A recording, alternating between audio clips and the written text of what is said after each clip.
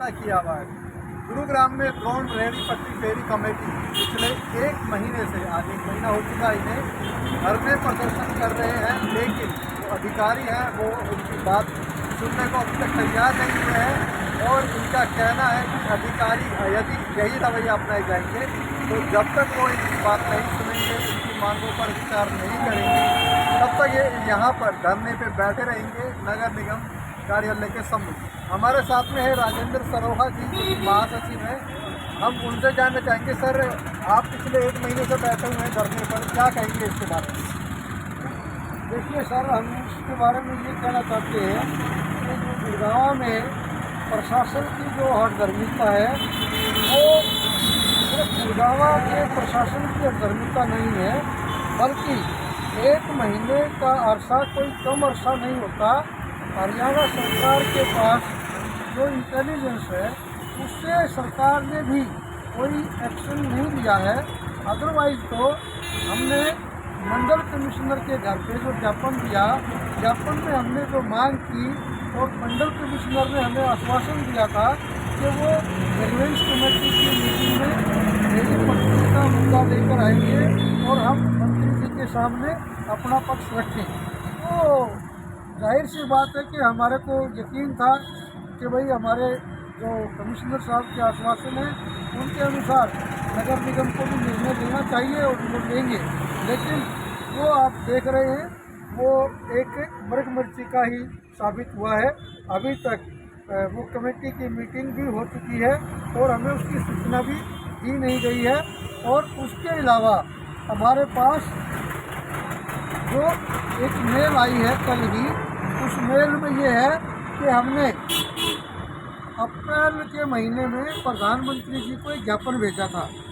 अप्रैल के महीने का जो ज्ञापन है उस पर नगर निगम ने बिंदुवार कुछ पॉइंटों पे निर्णय लेते हुए और प्रधानमंत्री कार्यालय को सूचित किया, जो हमें सूचित नहीं किया गया, लेकिन प्रधानमंत्री कार्यालय को सूचित किया।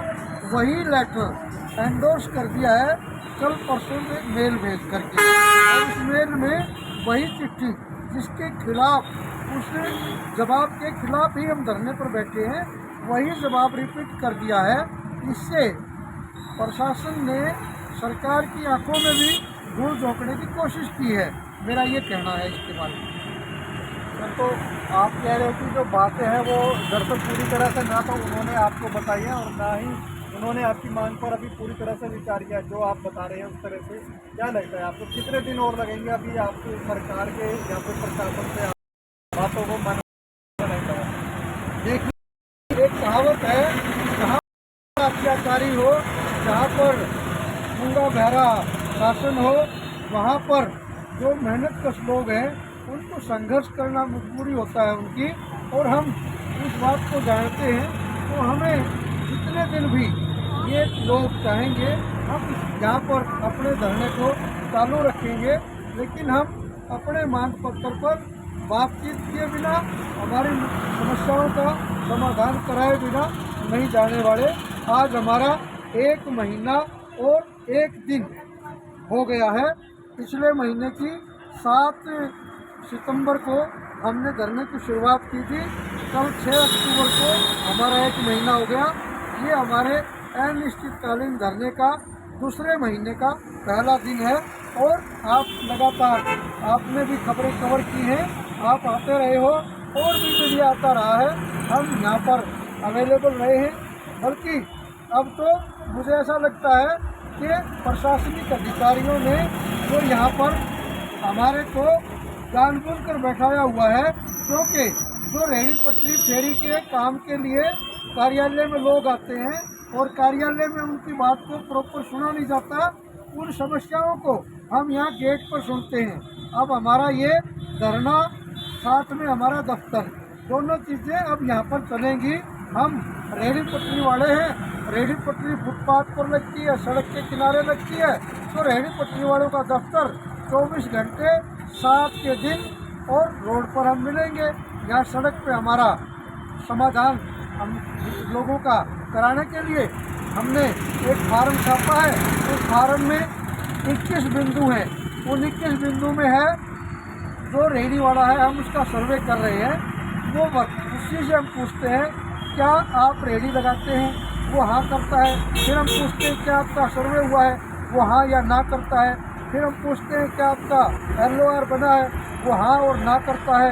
वो हम पूछते हैं क्या आपका COV मिला है, वो हाँ और ना करता है। ऐसे करके हम पूछते हैं कि नगर निगम आपका सामान उठा कर ले गया, अगर किसी का COV है तो वो हाँ और ना करता है। ऐसे करके हम 21 सूत्री मतलब जो हमारा प्रश्नावली है, 21 प्रश्नों के आधार पे हम उसको भरवा रहे हैं।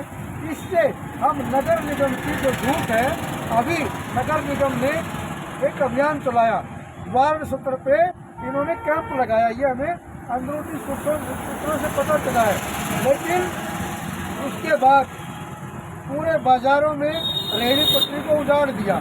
आप एक तरफ वार्ड वाइज कैंप लगा के समाधान की बात करते हो और दूसरी तरफ सालों साल से जो लोग रेहड़ी लगाकर गुजारा करते हैं उनको उजाड़ते हो। आप कौन से काम को बढ़िया कर रहे हो, ये फैसला करने के भी नगर निगम को ज़रूरत है कि वो उजाड़ने का काम अच्छा कर रहे हैं या वो बसाने का। हमें बसाने का तो कहीं दिखता नहीं।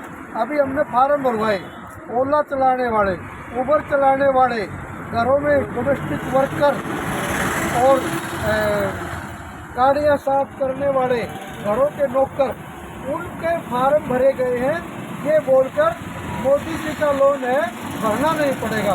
बिल्कुल सही बात हो सकती है, सरकार ने ये इशारा किया हो, क्योंकि पिछले ही महीने हमने देखा कि 15 अगस्त के दिन प्रधानमंत्री जी ने लाल किले से कहा था कि हम शहरी गरीबों के लिए कुछ स्कीम लेके आएंगे।